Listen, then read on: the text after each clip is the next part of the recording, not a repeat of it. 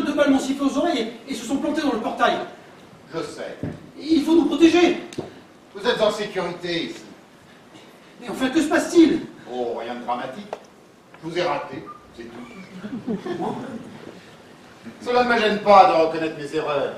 J'avoue qu'avec l'âge, je ne vise plus aussi bien qu'avant. Croyez-vous qu'un homme raisonnable s'amuserait à saccager son propre portail en bois? Ne craignez rien. Je veux dire que sur les gens qui s'approchent de ma maison, une fois qu'ils sont chez moi, ils sont mes hôtes. Est-ce que vous aimez mes livres? Est-ce vous qui allez poser des questions? Nous n'avons pas commencé. Aimez-vous mes livres? Je ne sais pas. Pardon? C'est un peu comme pour Dieu, je ne sais pas. Vous n'êtes pas clair. Dieu. On entend parler bien trop longtemps avant de se poser sincèrement la moindre question à son sujet. Dès lors, quand on commence à y réfléchir, on est déjà sous influence, on est intimidé. Votre réputation me fait le même effet. Prix Nobel, traduit dans 30 pays, décortiqué par les plus grandes universités. Vous brillez trop pour moi, cela m'aveugle. Prix Nobel, ne vous laissez pas éblouir par une médaille. Il faut l'avoir pour ne pas être impressionné. Il n'y a que vous, monsieur Snorko, pour être aussi modeste. Modeste, moi. Je ne crois pas que la modestie existe. Donc, vous étiez en train de me dire, poliment, que vous n'aimez pas mes livres. Non, mais il est tellement posé comme axiome que vous êtes admirable, que cela me paralyse l'admiration. Je saurai probablement mieux ce que j'en pense quelques années après votre mort. Charmant. Je reste. Il y a quelque chose qui m'amuse chez les menteurs.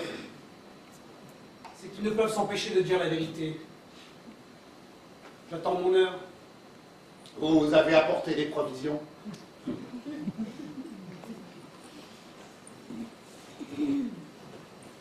J'attends.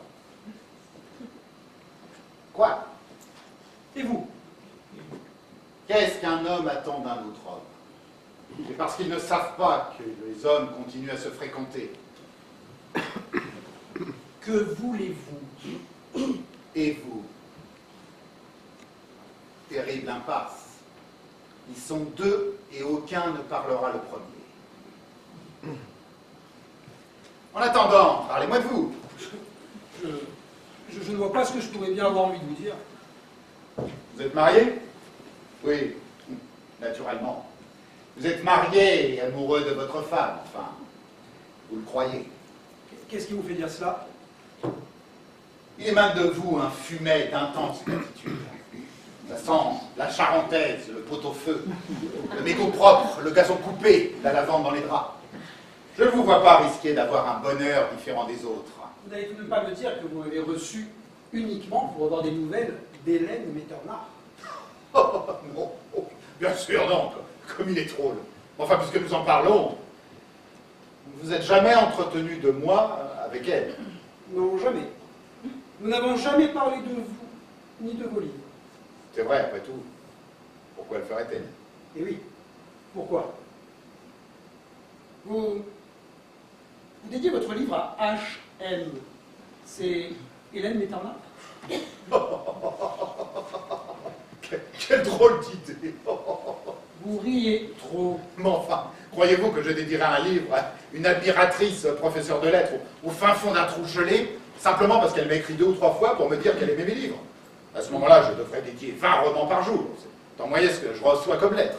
Vous expliquez trop. H.M. c'est donc Hélène Metternach. Bon, écoutez, pour vous tranquilliser, je vais vous dire qui est H.M. C'est Henri Metzger, mon premier éditeur. Je lui dois toute ma carrière. Mais comme il est mort et que j'ai changé de maison, par respect pour mon nouvel éditeur, je me suis contenté des initiales. Ah bon? Je vous l'avais prévenu? La vérité déçoit toujours.